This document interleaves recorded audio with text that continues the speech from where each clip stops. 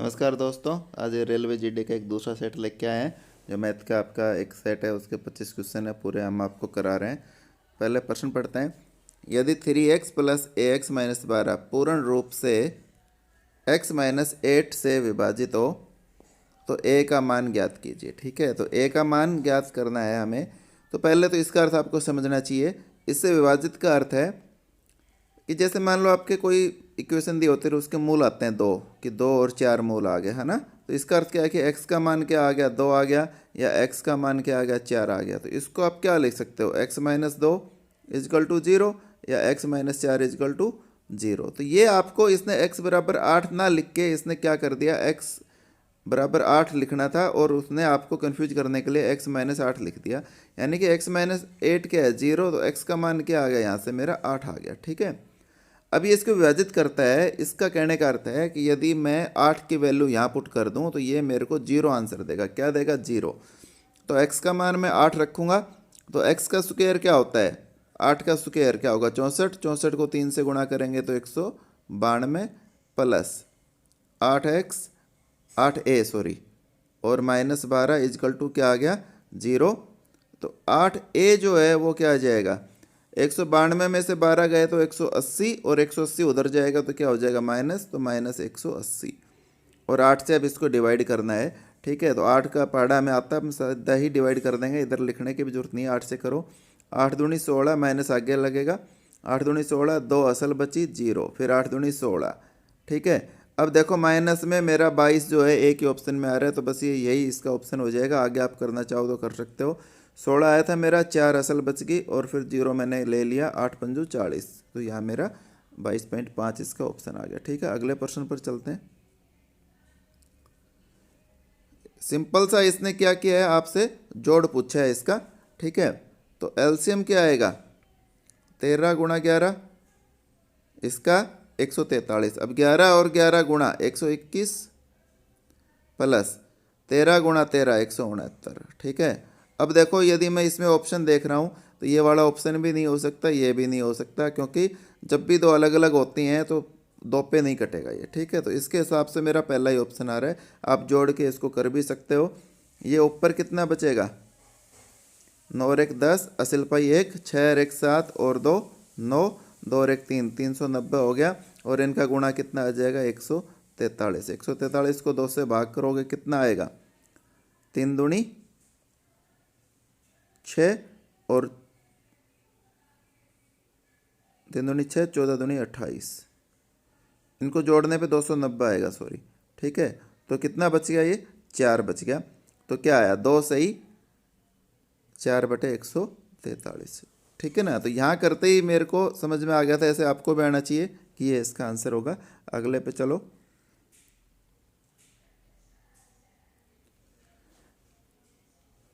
इतने का वर्गमूल क्या होगा। अब देखो जब भी ऐसे पूछे कि वर्गमूल क्या होगा तो सबसे पहले इकाई का अंक देखते हैं। अब इकाई का अंक जो है 2 4 जो है वो किस किस में आता है, या तो 2 का वर्ग हो या 8 का वर्ग हो।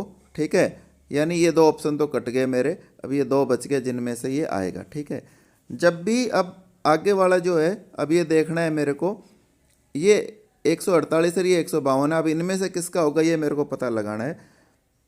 तो अब इसमें देखो आप 148 और 152, इसके बीच में जीरो वाली संख्या कौन सा आती है, हमें 5 वाली या जीरो वाली ये संख्या लेनी होती है, तो 150 आती है। 150 का वर्ग 15 का मेरे को पता है, 225 और 00।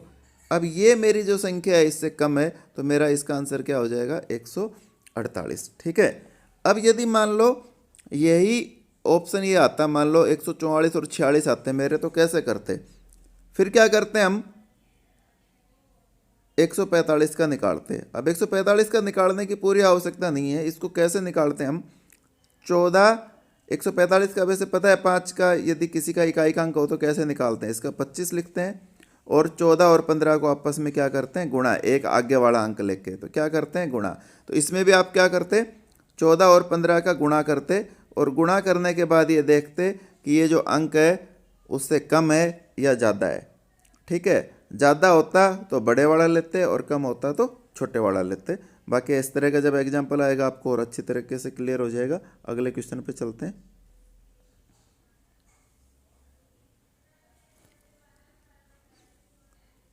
एक त्रिभुज के आधार की लंबाई एक समानांतर चतुर्भुज के आधार का 5/7 है। त्रिभुज और समानांतर चतुर्भुज का क्षेत्रफल समान है। ठीक है, त्रिभुज और समानांतर चतुर्भुज की संबंधित ऊंचाई का अनुपात क्या होगा? देखो, अब जो त्रिभुज होता है उसका क्षेत्रफल क्या होता है? 1/2 गुणा लंब और गुणा आधार। अब आधार क्या दिया हुआ है? 5 और 7 दिया हुआ, अनुपात में दिया हुआ, अनुपात ही हमसे पूछ रहे हैं। जब अनुपात दिया है, अनुपात ही पूछ रहा हो तो आप सीधे ही जो वैल्यू है वही रख दो। त्रिभुज का क्या दिया हुआ है? 5। ऊंचाई मेरे को नहीं पता त्रिभुज की, मैं h1 मान लेता हूँ। इसका समानांतर चतुर्भुज के क्षेत्रफल के बराबर है। समानांतर चतुर्भुज का क्षेत्रफल क्या होता है? लंब गुणा आधार, यानी कि ऊंचाई गुणा आधार। अब आधार कितना है इसका? 7, और ऊंचाई मैं h2 मान लेता हूँ। अब ये h1/h2 प्राप्त करना चाह रहा है, तो h2 यहाँ से यहाँ आ गया और ये दोनों चीज़ें उधर चली जाएंगी, तो 2 ऊपर जाएगा तो 7 दूनी 14 हो जाएगा ये, और 5 इधर आएगा तो 14:5 इसका ये क्या आ जाएगा? आंसर हो जाएगा। ठीक है, आगे चलो।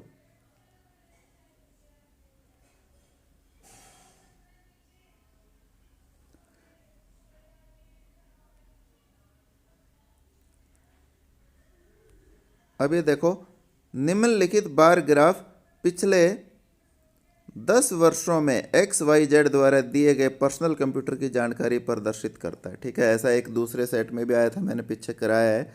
ठीक है, ये देखो बहुत आसान होता है, इसमें कुछ भी मतलब आपको कुछ सोल्व ही नहीं करना है। वर्ष 2006 में XYZ में कितने कंप्यूटरों की बिक्री की थी? उसमें 2006 की जगह सिर्फ 2012 पूछा था इसने। ठीक है, अभी देखो 2006 मेरा कहाँ है? यहाँ है। 2006 का ये पॉइंट है। अब पॉइंट के सामने देखो कितना है? 20। ये लैक्स में है। ठीक है, तो जिसमें भी हो ये, तो इसमें ये 20 इसका आंसर है। बस इतना करना है आपको, ग्राफ देख के घबराना नहीं होता कि ग्राफ देख के और घबरा गया आप। ठीक है, अगले प्रश्न पर चलते हैं।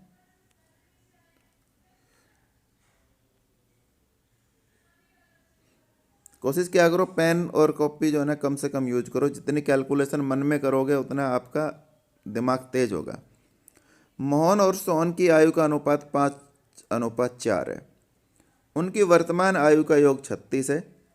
ठीक है, तो सोहन की वर्तमान आयु क्या होगी? अब इसमें देखो कोई भी पेन चलाने की आवश्यकता नहीं है, यानी कि 36 को 2 हिस्सों में बांटना है, जिसमें सोहन का 4 हिस्सा है। ठीक है, तो पहले क्या करोगे? योग कितना है? 5 और 4 का 9 है। 36 में भाग करो, कितना आएगा? 4, और 4 को सोहन के लिए 4 से मल्टीप्लाई कर दोगे 16, तो 16 वर्ष इसका आंसर आ गया। ठीक है, जिसको नहीं समझ में आ रहा वो लिख देता हूँ मैं। 5 + 4 क्या आया? 9, और 9 ये योग है, और कितने के बराबर दिया हुआ है? 36 के बराबर।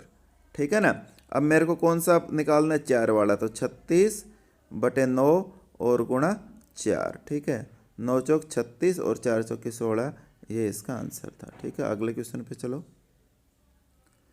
इतने का मान ज्ञात करो। ठीक है, जब भी आपसे ऐसे पूछे ना तो आप सीधा क्या करो, जो सबसे बड़े वाला पॉइंट के उसके नीचे बाकी चीज़ें लिख दिया करो। तो अब इसके अगला क्या लिखोगे? 0.045। ठीक है, अब देखो इसमें मेरा लिखने में क्योंकि ये हो जाएगा तो मैं आपको वैसे लिख के बता देता हूँ इसका।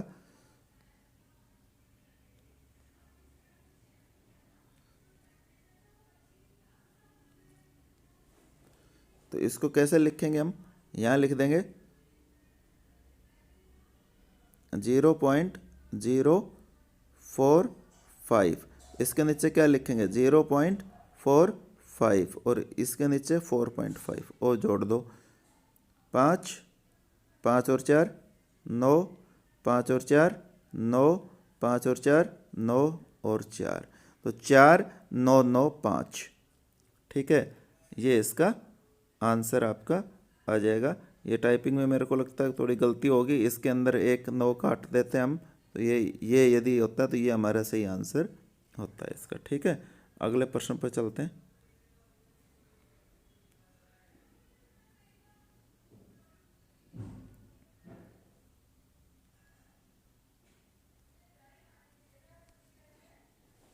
संख्या 2 की पावर 13, 3 की पावर 5, 5 की पावर 3, 7 के 6 के कितने गुणक परफेक्ट क्यूब या पूर्ण घन है? ठीक है, इसमें आपसे परफेक्ट स्क्वायर पूछ ले या परफेक्ट घन पूछ ले तो उसको हम कैसे करते हैं उसका मैं बता देता हूँ।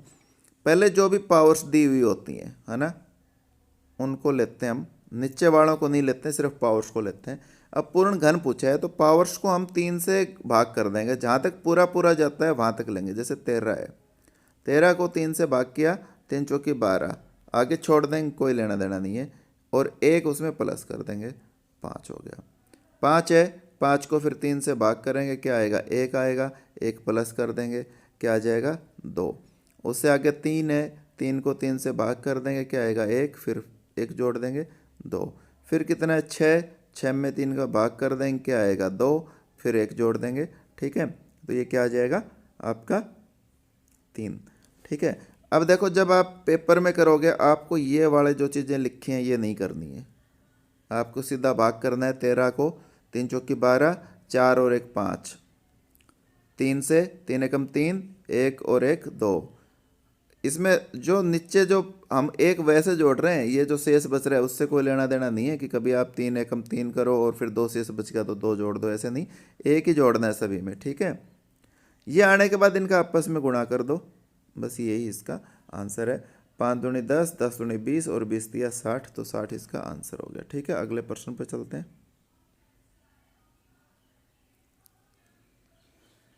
किसी वस्तु को बेचने पर 33% आमदनी और 7% लाभ का अंतर 220 रुपये, वस्तु की लागत क्या है। ठीक है, अब देखो मैं लागत 100 मान लूँ, इसने 33 रुपये कम में बेचा, इधर 7 रुपये इसको प्लस करके बेचने थे, है ना, 107 में बेचना था, और ये इसने कितने में बेचा, 33, 70, 67 में, है ना। ठीक है, तो इनका अंतर जब हमें निकालना होता है तो एक तरफ हानि और एक तरफ लाभ है, तो ये दोनों जुड़ जाते हैं, तो इसका अंतर कितना हो गया, 40। अब 40 यदि अंतर है तो मेरी लागत मूल्य कितनी थी, 100, एक है तो बटे 40 और गुणा 220 है तो गुणा 220, है ना। ठीक है, 0 से 0 कट गया। ठीक है, और 2 से इसको काटोगे तो 2, 2 से 11। ठीक है, और 100 बट्टे 40, 220, एक 0, ये 110 हो गया। ठीक है, और इसको काटोगे तो 5, 11 पंजो 55, 550 इसका क्या आ गया, आंसर आ गया। ठीक है, नेक्स्ट क्वेश्चन पे चलते हैं।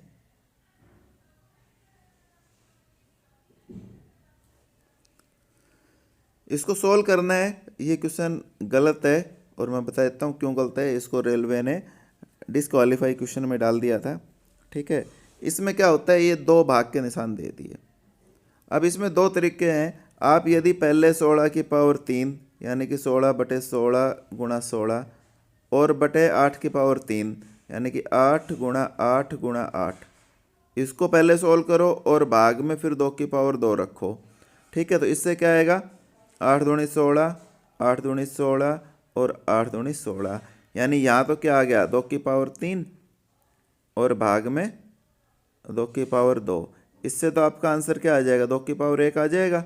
ठीक है, अब यदि इसको आप उल्टा करते, पहले 8 की पावर 3 को 2 से भाग देते, 2 की पावर 2 से 8 गुणा 8 गुणा 8। ठीक है, और बटे 2 गुणा 2, 4, 4 दूनी 8, है ना। तो ये क्या हो जाता, ये ऐसे रख दें, अपन काटे नहीं क्योंकि फिर आगे काटना है। अब 16 गुणा 16 और गुणा 16 और बटे 2 गुणा 8 गुणा 8। ठीक है, इससे काटोगे तो 8 दूनी 16, 2 से 2 कट गया, 8 दूनी 16 और 16 दूनी 32, इससे आया 32 आंसर और उससे क्या आया था, 2।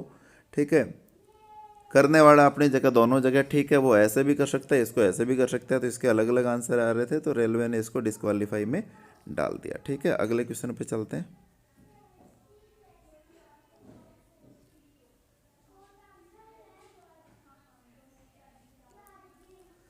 जर्मन सिल्वर में कॉपर, जिंक और निकल का अनुपात 4:3:2 है। 54 किलोग्राम की इस धातु में कितने किलोग्राम जोड़ा जाए कि नया अनुपात 2:5:1 हो जाए। ठीक है, अब देखो इसमें जो है ना कि बीच में लिखने में छूट गया, इसमें जिंक था क्योंकि जिंक वाला चेंज हो रहा है, जिंक कितना और जोड़ा जाए कि नया अनुपात 2:5:1 हो जाए। ठीक है, अब देखो पहले जो है 54 किलोग्राम की धातु है और उसका रेशियो है 4:3:7। तो 4 3 7 और 2 9, 9 से इसको भाग देंगे 6, यानी कि इसके अंदर कॉपर कितना आ जाएगा 24 अनुपात ये कितना आ जाएगा 36 18, और ये अनुपात कितना आ जाएगा 12। ठीक है, अब मेरे को नया अनुपात क्या लेना है 2:5:1। ये दोनों चीज़ें सेम थी, केवल बीच वाला जोड़ा है, तो इनको सेम बनाओ। सेम बनाने के लिए क्या करोगे आप, इसको 12 से मल्टीप्लाई कर दें, आ जाएगा सेम। तो 12 दूनी 24, 12 पंजू 60 और 12 एकम 12। ठीक है, अब ये तो सेम थे, ये 18 से बढ़ के कितना हो गया 60 हो गया। ठीक है, तो कितना अब ये इसमें से घटा दो आप, कितना बचेगा 60 में से 18 गए तो 42, यानी कि आपने 42 किलोग्राम उसके अंदर जिंक और जोड़ा ताकि अनुपात 2:5:1 हो जाए। ठीक है, तो ये आपका आंसर आ गया। ठीक है, अगले क्वेश्चन पे चलते हैं।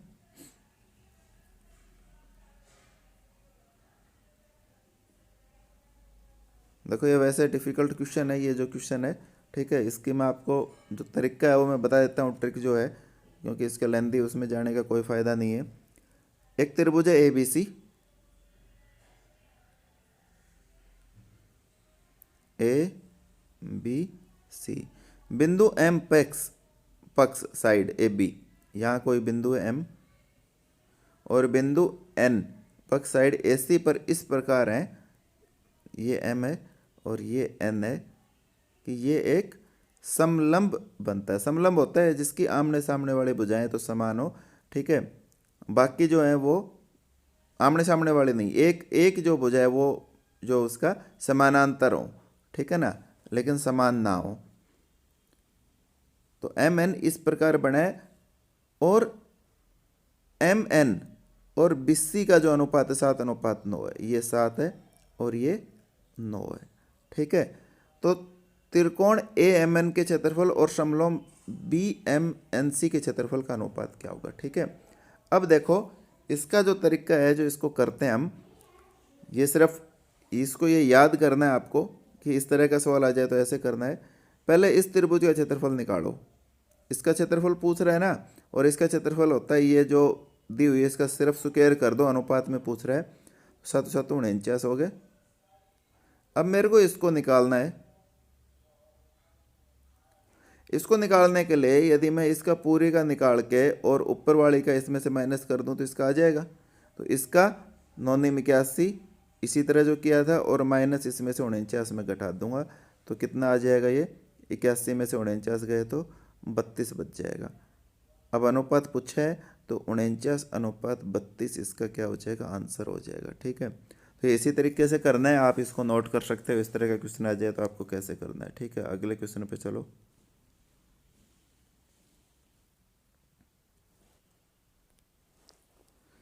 A और B एक साथ 7 दिन में कार्य कर सकते हैं।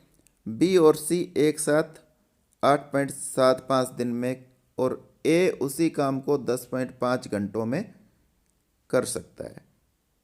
ठीक है, C को शेष कार्य करने में कितना समय लगेगा। ठीक है, इसको कराते हैं हम अभी। अब देखो इस क्वेश्चन में गलती है। ठीक है, यहाँ घंटे जो है, घंटे की जगह यहाँ दिन होने चाहिए थे। ठीक है, और C को शेष कार्य है। अब C का शेष कार्य का कोई अर्थ ही नहीं है, C कितने दिन में पूरा करेगा ये पूछेगा। ठीक है, हो सकता है इसका आंसर भी सही ना निकले। अब देखो A + B + C और A। ठीक है, ये कितने दिन में कर सकते हैं, 7 दिन में। ये 8.75 है ना, तो इसको आप क्या कर सकते हो, 8.75 को 7 5 का अर्थ क्या होता है, मैंने बता रखा 3/4 होता है हमेशा। क्या होता है 3/4, इसको आप लिख सकते हो 8 सही 3/4। ठीक है ना, अब वो इसी को पॉइंट में कन्वर्ट कर देता है, तो ये क्या हो जाएगा 8 चौका 32 और 3 35/4। इसी तरह 10:30 का क्या हो गया, 10 घंटे का 10 सही 1/2, यानी क्या हो गया 10 दूनी 20 और 1 21/2। इसको करने के लिए आप एलसीएम ले लो इनका। ठीक है ना, कि इसका बराबर आ जाए ये, क्योंकि ये ठीक है। तो इसको क्या करोगे आप, ये 7 चौक 28, ये 35 ही रहेगा, और ये क्या आ जाएगा,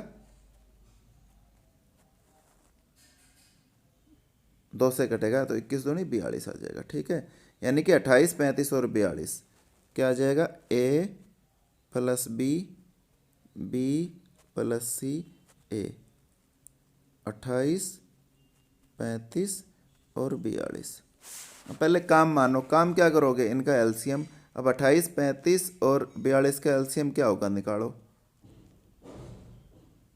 28, 35, 42, 7 से कर दो, 7 चौक 28, 7 पंजू 35, 7 छंग 42, फिर 2 से कर दो, 2 दूनी 4, 5, 3। ठीक है, तो क्या हो जाएगा, 7 दूनी 14, 14 थी 42, 42 और 10 420 हो गया। ठीक है, क्या हो गया, 420।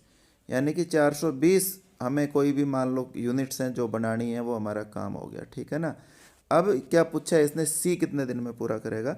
यदि मैं पहले ए बी और सी तीनों कितने बनाते हैं, इनको जोड़ दूं तो आ जाएगा, ए बी और सी कितना आ जाएगा, 20, 35 है, ए 42 है, तो कितना आ जाएगा, 7 और 4 और 3 7, 77 आ गया।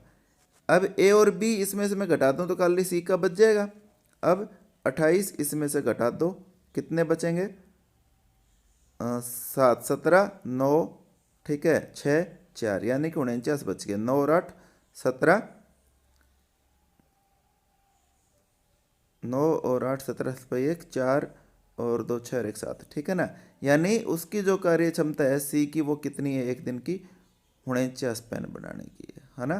ठीक है, नहीं ये तो सॉरी, हमें पहले से भाग करना पड़ेगा, ये अपन ने गलत कर दिया, इसको दोबारा लिखते हैं।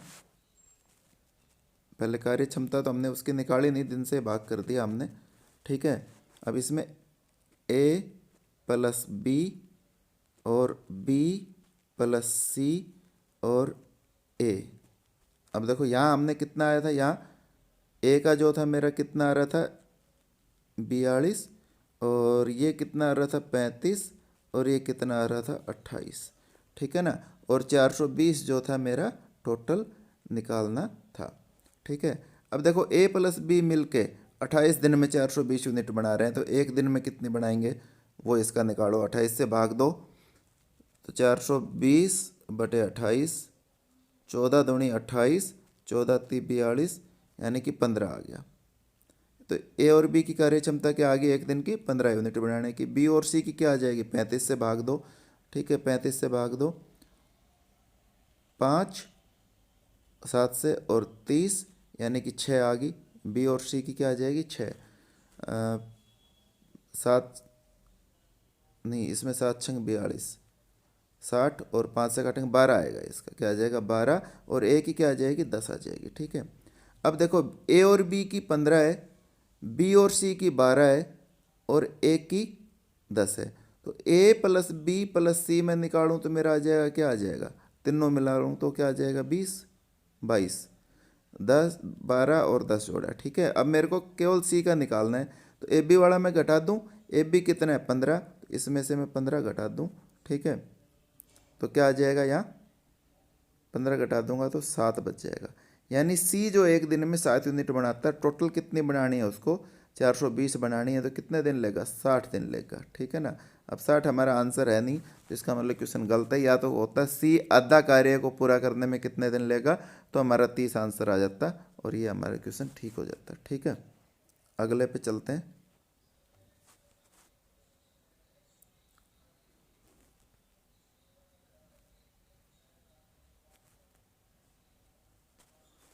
सूरज की धनराशि रवि की धनराशि की 4 गुना है, रवि की धनराशि आदित्य की धनराशि की 16 गुना है। ठीक है ना, रवि कॉमन है तो रवि बीच में लिखो। रवि की धनराशि आदित्य की, या आदित्य, ये गुणा में है तो ये इजीली हो जाता है। रवि की धनराशि आदित्य की धनराशि की 16 गुना, यदि इसकी 1 है तो ये क्या हो जाएगा, 16। सूरज की धनराशि रवि की धनराशि की, ये सूरज, सूरज की कितनी, जो रवि की उसकी 4 गुना, तो 16 की क्या हो जाएगी, 64। अब क्या पूछ रहा है, आदित्य और सूरज की धनराशियों का अनुपात।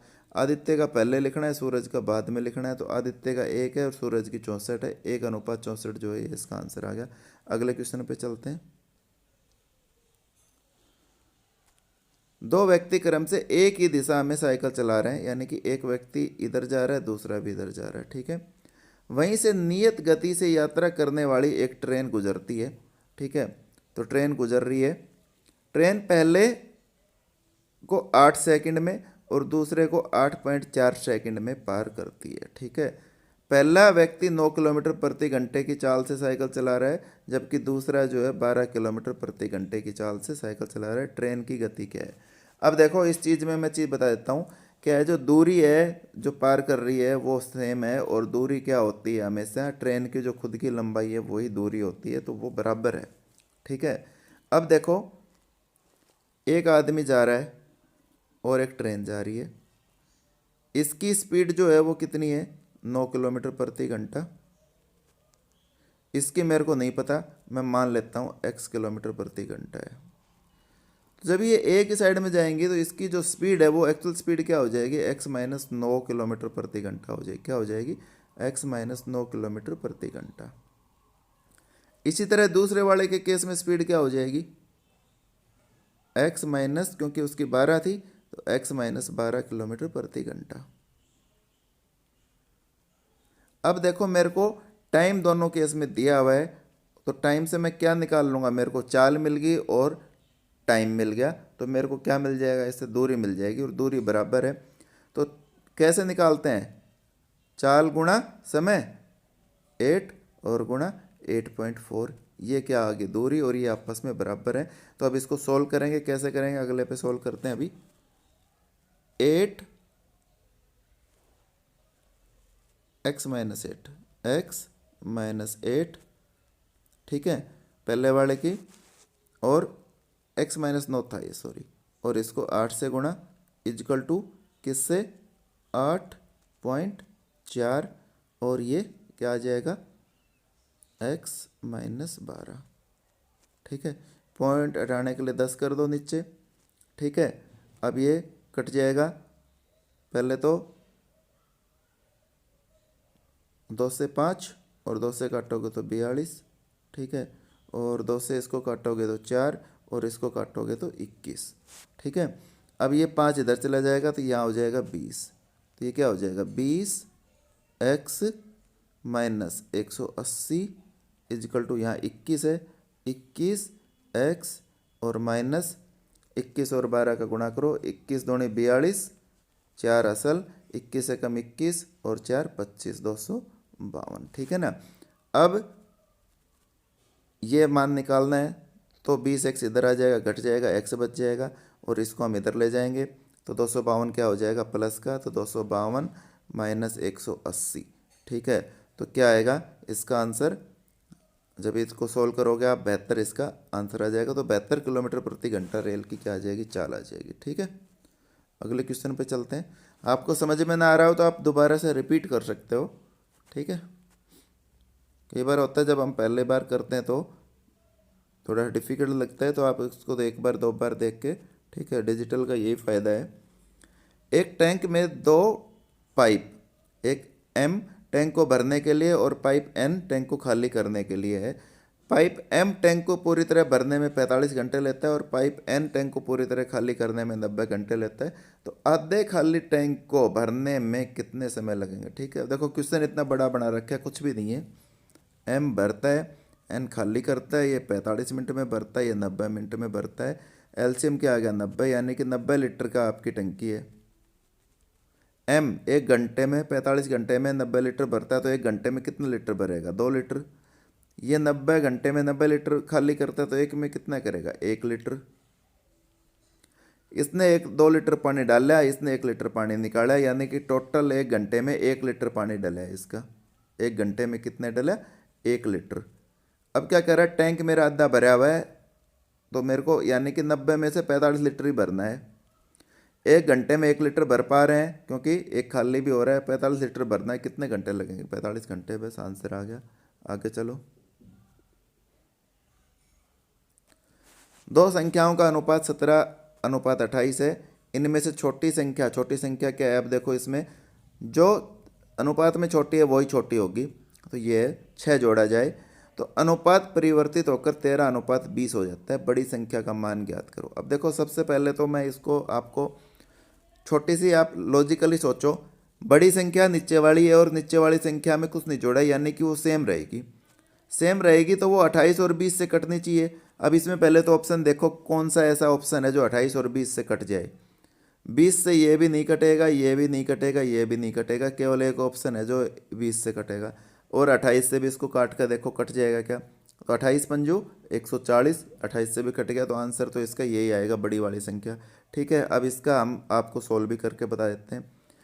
अब ये क्या कह रहा है, ये अनुपात है, तो संख्या जब भी ऐसा अनुपात होता है तो क्या होता है, संख्या होगी ये ऊपर वाली 17x होगी और नीचे वाली क्या होगी 28x।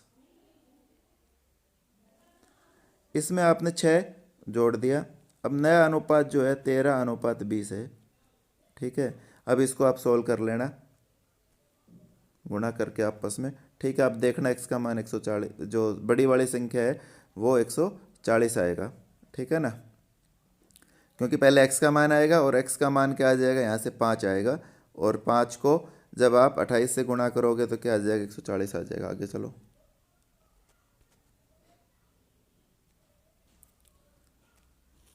ये क्या कह रहा है कि x का मूल्य पता करना है, और यदि मेरे को एक x+2 और एक x-6 ये दो चीज़ें हैं, तो इसका मूल्य प्राप्त करने के लिए मेरे को ये 4 ऑप्शन दिए हैं कि क्या पहले ऑप्शन से निकल जाएगा, या ना तो पहले या ना ही दूसरे से निकलेगा, या केवल दूसरे से निकल जाएगा, या दोनों इकट्ठे चाहिए। अब मेरे को पता है x² और -y² का मान कैसे निकालते हैं हम, ये क्या होता है x - y और इंटू x+y, इससे इसका मान निकलता है। ठीक है, यानी कि इसका अर्थ क्या है कि ये दोनों ही मेरे को पर्याप्त हैं, तो ये मेरा डी वाला जो है इसका सही आंसर हो जाएगा। अगले क्वेश्चन पे चलते हैं, बड़े आसान क्वेश्चन है। एक व्यक्ति को जनवरी में 4 पैकेट प्राप्त हुए जिनका औसत 300 था। फरवरी में 8 पैकेट प्राप्त हुए जिनका औसत 400 ग्राम था। व्यक्ति द्वारा दोनों महीनों में प्राप्त की गई औसत भार पूछा है। तो भाई पहले 4 पैकेट का 300 था तो 1200 हो गया, 8 पैकेट का 400 था तो 3200 हो गया, 3200 और 1200 कितने हो गए, 4400 हो गए। टोटल पैकेट कितने हो गए, 4 ये थे और 8 ये थे, 12। 12 से इसको भाग दे दो, 12 तिया 36। ठीक है, अभी देखो ये ऑप्शन होगा नहीं, ये 2 बच गए। अभी आगे चल के देखते हैं, 12 तिया 36, 8 बच गया 0, 12 पंजू 60, 12 छक्की 72। ठीक है, अब 6 के ऊपर आ गया तो यही ऑप्शन आएगा। आगे आप पूरा कर लेना, करना चाहो तो। ठीक है ना, आगे चलो।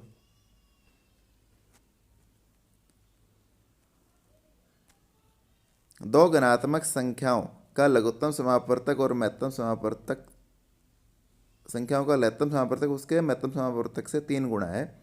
यदि लघुत्तम समापवर्तक और महत्तम समापवर्तक का गुणनफल 867 हो तो संख्याएं ज्ञात कीजिए। ठीक है, अब देखो आपको पता है कि संख्याओं का गुणा भी क्या होता है, महत्तम और लघुत्तम समापवर्तक के गुणा के बराबर होता है। यानी कि पहली संख्या गुणा दूसरी, उनका क्या होता है, एलसीएम और गुणा एचसीएफ। ठीक है, तो पहले तो अभी देखो इसमें से ये 7 है, तो पहले तो ऑप्शन जो है आप ये देखो 7 किस किस से आएगा, पहले वाले से आएगा, दूसरे से नहीं आएगा, तीसरे से आ जाएगा और चौथे से भी आ जाएगा। ठीक है ना, अब देखो इसमें से एक ही होगा। अब पहला आपका दे रखा है 17 गुणा 51। ठीक है, अब जब भी ऐसा क्वेश्चन हो ना तो आपको करने के लिए मैं बताता हूँ, इसको सिर्फ आप जो है ना 17 गुणा 50 कर लो, 13 गुणा 40 कर लो और 27 गुणा 80 कर लो। ये क्या करोगे 850, ये करोगे कितना आएगा 520, और ये करोगे तो कितना आएगा, ये तो बहुत ज़्यादा आ जाएगा है ना, 8 दूनी 16, 16 1700 मतलब 2000 से भी ऊपर आएगा। अब देखो ये 867 है, ये किसके नज़दीक आ रहा है, इसके नज़दीक आ रहा है। ठीक है ना, क्योंकि हमने यहाँ कम किया था है ना, तो एक कम किया था तो ये इससे वो आ रहा है ना, ठीक है, तो ये इसका ऑप्शन है। बाकी आप 17 और 51 को गुणा भी करके देख सकते हो। जब 17 और 51 को गुणा करोगे तो क्या आएगा, 867 आएगा। ठीक है, और दूसरी प्रॉपर्टी क्या थी कि उनका, अब इसका देखो लघुत्तम समावर्तक, इनका वो तो सबका सेम ही आएगा। जब 3 गुणा है यानी कि संख्या भी आपस में 3 गुणा होंगी तभी होगा, अदरवाइज ऐसा नहीं होगा। ठीक है, आगे चलो।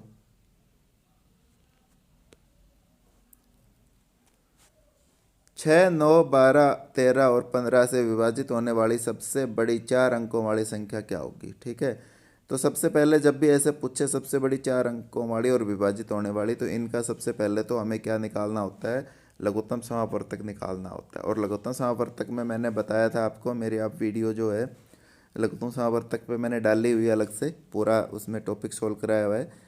जब भी जो संख्या आपस में पूरी पूरी कट जाते हैं ना कि 6 दूनी 12, तो उसमें जो छोटी वाली संख्या है ना उसको छोड़ दिया करो आप लोग उत्तम लेने के लिए, क्योंकि उससे आपका इजी हो जाएगा।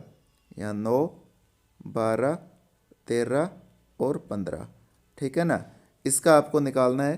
तो पहले 3 से कट रहे हैं, 3 तिया 9, 3 चौकी 12, 13 और 15, अभी आपस में कोई किसी से नहीं कट रही है। ठीक है ना, अब देखो आप पहले इनको सोल्व करो, क्योंकि 15 चौकी 60, अभी 60 आ गया ना तो आपको गुणा करने में आसानी होगी। ठीक है, 3 तिया 9 और 9 13 निम्न 117, 117 को आपको 60 से गुणा करना है ना, तो ये सीधा हो जाएगा, जीरो इधर होगी।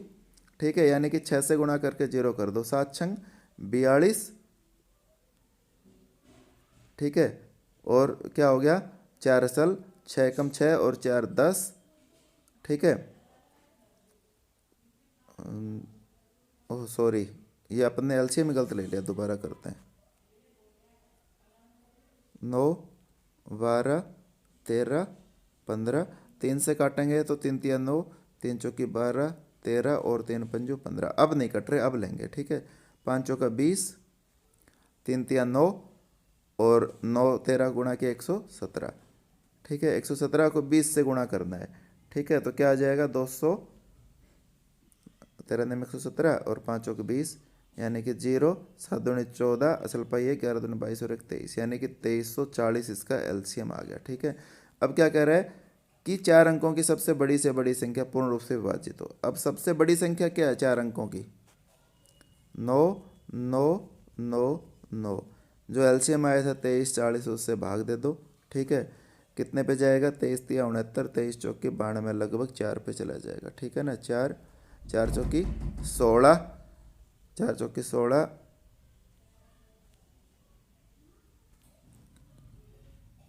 ये मिट गया फिर से, तो मैं लिख देता हूँ,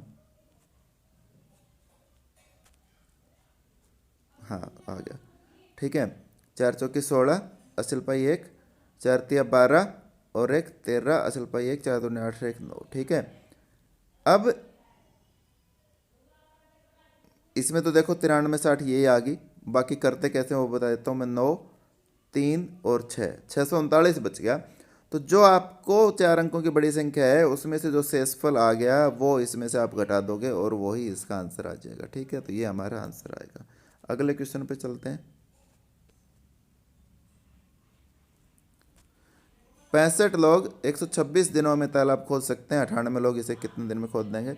जब भी इस तरह का हो तो कैसे करेंगे, 65 गुणा 126 इजकल टू 98 गुणा दिन का पूछा है डेज, है ना, इसको सोल्व कर देंगे तो 96 क्या आ जाएगा, नीचे आ जाएगा। ठीक है, अब ये कटेंगे, 13 पंजू 65, 13 सत्ती 91, और ये आपस में ये वाले 2 से काटेंगे तो 49 आएगा। ठीक है, और इसको 2 से काटेंगे तो 6 और 3 63 आएगा। अब ये 7 से कट जाएगा, 7 7 49, 7 7 निम 63, 9। तो अभी जो है 65 लोग 126, ये 9 आ गया, 7 निम 63, और 65 भी इससे नहीं कट रहा है। क्या गलत हो रहा है हमारा इसमें, दोबारा देखें।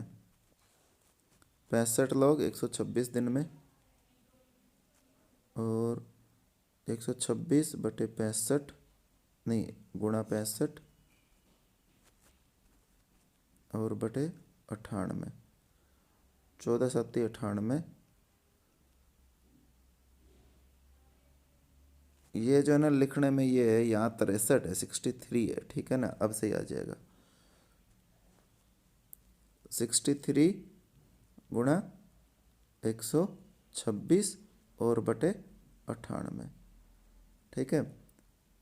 7 से काटोगे 7 निम 63, और 7 से काटोगे 14×7 = 98, और 14 को इससे काटोगे तो 14 निम्मा 126, 9 निम 81, 81 दिन इसका क्या आ जाएगा, आंसर आ जाएगा, ठीक है। तो यहाँ क्या था अपना 65 था, 63 है यहाँ 65 की जगह, ठीक है। अगले क्वेश्चन पे चलो। बी का मान क्या होगा जिसके द्वारा द्विघात फलक समीकरण जो है x² - bx = का न्यूनतम मान 27 है, ठीक है। यानी ये क्या कह रहा है, x² - 4bx + 9 = 27, ठीक है। अब x² - 4bx, 27 इधर ले आऊँ तो इसमें से ये घट जाएगा 27 आके, और ये न्यूनतम मान -27 है, सॉरी, तो -27 है तो इधर आके क्या हो जाएगा, प्लस हो जाएगा, यानी कि 36 = क्या हो जाएगा, 0, ठीक है। अब देखो, यदि ये इक्वेशन यदि सेटिस्फाई होती है, यहाँ मेरे को बी का मान पूछा है कि बी का मान क्या हो सकता है कि इक्वेशन सेटिस्फाई हो। सेटिस्फाई जब होती है तो हमारा क्या होता है, b² = 4ac होता है। क्या होता है, b² = 4ac।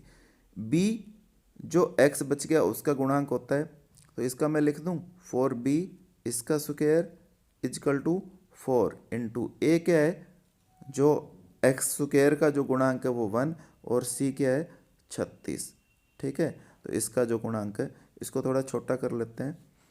अभी इसको जब हम खोल लेंगे तो ये b² हो जाएगा, और ये क्या हो जाएगा 4 × 16 में इधर ले आया, ठीक है। तो 4 से इसको भाग करूंगा तो 4 × 16, और 4 से इसको काटूंगा तो 9, ठीक है। यानी कि b² मेरा क्या आ गया, 9, ठीक है। तो b जो है मेरा क्या आ सकता है, 3 आ सकता है या -3, ये इसका आंसर है, ठीक है। तो समझ में ना आए दोबारा देख लेना, ये इक्वेशन आपको ध्यान करनी है जो इसमें करते हैं हम। आगे चलते हैं। निम्नलिखित में से कौन सा दशमलव या टर्मिनेटिंग डेसिमल है, ठीक है। देखो इस तरह से शांत या अशांत पूछ ले। शांत किसको बोलते हैं, जिसकी भिन्न जो है कि मतलब पूरा पूरा कट जाए, चाहे भिन्न में कटे, पॉइंट में आके कटे, और जिसका पॉइंट खत्म ही ना हो उसको हम अशांत भिन्न बोलते हैं, ठीक है। तो इसका देखो, जब भी आप बटे में 2 की पावर में हो या 2 हो, या 5 की पावर में हो या 5 हो, ठीक है। या तो 2 की पावर का हो या 5 की पावर का हो, या आपस में इनकी गुणा की पावर का हो। यदि अंश ये बच रहा है कट पिट के, तब तो वो आपका शांत आएगा, अदरवाइज वो अशांत आएगा, ठीक है। अब देखो, ये 2 की पावर 5 है, ये भी 3 से कट रहा है यानी इसमें भी 3 नीचे है, ये भी 3 से कट रहा है यानी कि इसमें भी 3 नीचे है, ये भी 3 से कट रहा है यानी कि ये भी 3, इसमें भी 3 आएगा नीचे, गुणा हम करेंगे तो, यानी कि ये ही है फर्स्ट वाला जो शांत है। तो यही पूछा है इसने, ये इसका आंसर है, ठीक है। अब इसको मैं थोड़ा सा एलोबरेट कर देता हूँ आपको। ये क्या कह रहा है कि बटे में जो है ना, या तो 2 हो या 2 की पावर हो, कोई भी 2 हो, 2 की पावर 2, 4 हो, 8 हो, 16 हो, इस तरह का हो, या 5 का हो, 25 हो, 5 हो, 125 हो, या इन दोनों का गुणा हो, जैसे 60 हो गया। 60 तो 3 भी आ जाएगा, उसमें नहीं आएगा। 40 ले लो, जैसे 40 में क्या आ गया, 5 × 8, ठीक है। तो 5 × 2 की पावर क्या आ गई, 3 आ गई, तो 2 की पावर का आ गया, 5 की पावर 1 आ गया, तो इस तरह का बन गया, ठीक है। तो वो कटेगा पूरा। अदरवाइज जो दूसरा कोई आप 3 ले लो, 10 को या किसी के से भी आप 3 से भाग दे दो, वो कभी भी पूरा कटेगा ही नहीं। किसी भी संख्या में आप रख के देख लो, ठीक है। मतलब जैसे एक में, मतलब जो 3 से पूरा कट जाए उसमें नहीं, ठीक है। 3 बचना चाहिए नीचे, है ना। जैसे 10/3, 8/3, इनमें आप भाग देख के देखो, कभी पूरा नहीं कटेगा। कैलकुलेटर में आप चेक करके देख लो इसको, ठीक है। अगले क्वेश्चन पे चलते हैं। लास्ट क्वेश्चन हमारा, 150 ग्राम पानी में 50 ग्राम चीनी घोलकर बनाए गए विलयन में मास प्रतिशत के जरिए मास का सांद्रण कितना होगा, ठीक है। तो मास यहाँ क्या है, पानी, ये है चीनी है, ठीक है। इसका पूरे घोल में जो बन गया उसमें प्रतिशत क्या होगा, चीनी कितनी है 50, और नीचे गोल कितना हो गया 200। ठीक है, प्रतिशत में पूछे है तो 100। ठीक है, 50 चौकी और 4 25, यानी 25% इसका आंसर आ गया। ठीक है, ये पेपर सेट दोस्तों पूरा हो गया है। ठीक है, आपको अच्छा लग रहा हो तो मेरे चैनल को लाइक सब्सक्राइब और शेयर ज़रूर कीजिए, और कोशिश कीजिए ज़्यादा से ज़्यादा प्रैक्टिस कीजिए। ठीक है, ताकि आपका श्योर सिलेक्शन हो सके। धन्यवाद।